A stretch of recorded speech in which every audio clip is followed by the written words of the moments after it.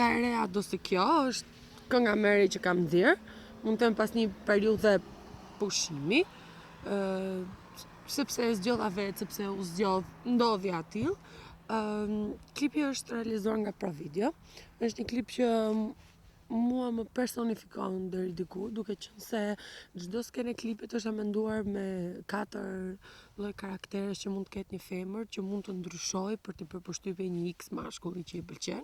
Lërat tipike të dashuriçkave shqiptare dhe kudo në botë.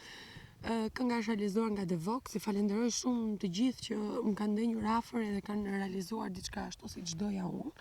Më kanë dëgjuar të gjithë kërkesat dhe kapriçot e mia, duke qenë se jam njëri pak kapriços kur vjen puna në realizimin e një lloj klipi, videoje apo një projekti muzikor. Nuk e kam prit vëmendjen para se sa të dilte klipi, me zhurmën që u bë, që nuk e bëra unë, po që e bën të tjerët. Kam thënë dhe më përpara që nuk do doja kurrë një vëmendje apo një lloj reklamimi apo marketingu, të cilën nuk dua ta nxjerr vetë, nuk e promovoj vetë. Momentin e parë që unë mendoj diçka për të bërë buj apo vëmendje dhe e aranxoj që të ketë firmën time, atëherë po në momentin e parë që unë nuk më shkonte në mendje kurrë që do bëj gjithë ajo zhurmë për diçka që nuk ishte e menduar atill, sado që ideja për klipin për atë skenë ishte imja. Ajo kishte të bënte me pjesën e një karakteri luftarak të një vajze që vjen me njerëzit e saj më të mirë besnik për t'i bërë përshtypje këtij djalit. Edhe ato ishin veshje sheikësh, ishin të zeza me ngjyrë floriri.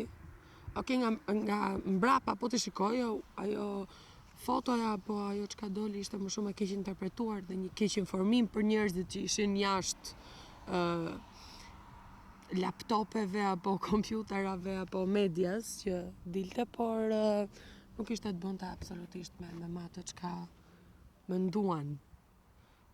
Gjithçka ishte absolutisht e pafajshme dhe diçka shumë artistike që në fundit doli ashtu siç e dija që do dilte. Kjo është arsyeja që unë s'kam bërë asnjë lloj prononcimi apo interviste përpara se të dilte klipi, sepse e dija që do ishte diçka komplet ndryshe nga ajo çka menduan. Okej, e pranoj që periudha ishte pak e keqe, po besoj jemi një shtet që jemi pak larg këtyre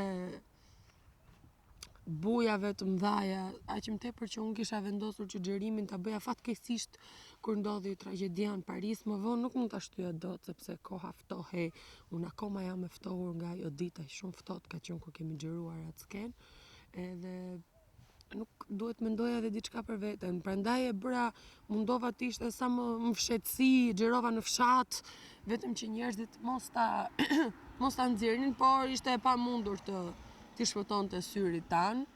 Po më erdhi keq që u transmetua në një mënyrë që unë nuk doja. Pastaj pasi doli klipi, ishte gjithçka e kundërta. Është nga këngët që unë kam marrë më shumë komente pozitive se sa çdo realizimi im që mund të kem pasur ndonjëherë. Nuk e prisja. Prisja më shumë se sa thuash klikime në numër se sa komente të mira. Thash, Ronela tani përgatitu duke qenë se u bë gjithë kjo gjë, kush e di sa do shajnë apo jo, po ishte komplet e kundërta, sepse besoj se njerëzit u ndërgjegjësuan kur pan diçka që s'kish lidhje fare me atë ç'a morën në fillim. Jam shumë e kënaqur si nga klikimet, si nga transmetimi, si nga mënyra se si njerëzit e kanë përthithur këngën. Edhe dua të falenderoj të gjithë ata që më kanë ndenjur afër, edhe veten time që pata forca, kurajo mbase të bëja diçka që tjerëve nuk i shkonte në mendje ta bënin. Dua të jem gjithmonë sa më ndryshe, por sa më vetja. Kështu që shpresoj t'ju ketë pëlqyer people.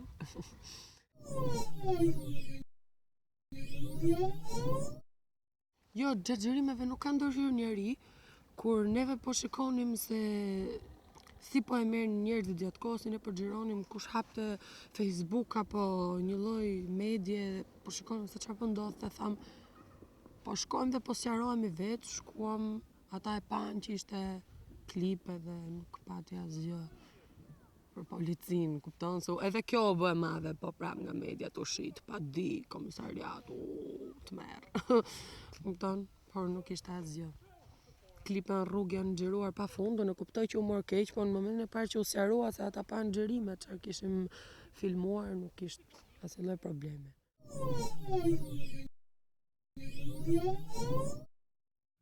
Thash, të më kishin nxjerr për diçka tjetër, sa mirë do ishte. Ja, unë u habita, pastaj thash, okej, unë kisha dalë në gjithë lajmet e orës 20, kupton si u shkova në shtëpi dhe po shikoja, okej, thash të merr. Nga një anë më qeshej sepse unë në shumicën e fotove nuk isha dalë fare, ishin vetëm këta mbrapa, akoma nuk ishte thënë që ishte videoklip, një grup i ri terroristësh, se nuk e di, fillova po qeshja. Pastaj kur e pash se si ju transmetua, që e nxora vet lajmin, ne qetësohuni se është thjesht një klip aty mu vërsulën të gjithë. Edhe nuk i ktheva përgjigje asnjëriu se thash e di që kanë për ta ul hundën kur ta shohin se çfarë do bëhet. Edhe ashtu ndodhi. Sa për Daily Mail, nuk e nxera unë, ata më nxorën, çfarë të them unë.